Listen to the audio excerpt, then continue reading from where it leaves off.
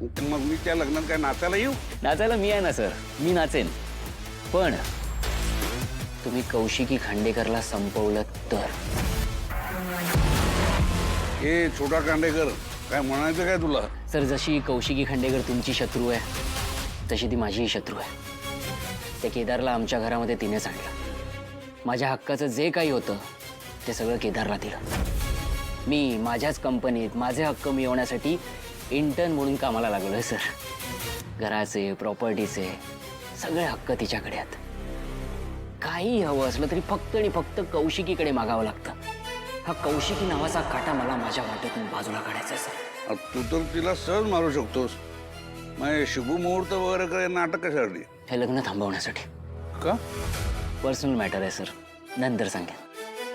आत्ता ह्या सगळ्यात तुमचा फायदा एवढाच आहे की जो व्यक्ती स्वतःचं करिअर करण्यासाठी तुमचं करिअर संपवायला निघाला होता त्याच्याच लग्नात त्याच्याच बहिणीला संपवायची संधी तुम्हाला मिळते आहे.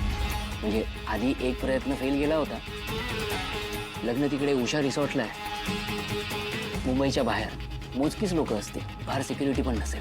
खूप चांगली संधी आहे. म्हणजे बघा, जर याचा लाभ घ्यायचा असेल तर घ्या, नाहीतर मग डिसिजन तुमचं आहे सर. थांब बस. बदला तर मला घ्यायचाच आहे,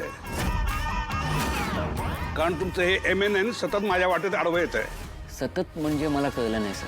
म्हणजे याआधी सुद्धा MNN सोबत असं काही घडलं होतं का? ते माझं पर्सनल मॅटर आहे, मी सांगेन नंतर. पण आता तुला हवं तेच होणार. खांडेकरांच्या लग्नात माझी माणसं असणार आहेत. वरात काढण्यासाठी नाही, अंत्ययात्रा काढण्यासाठी.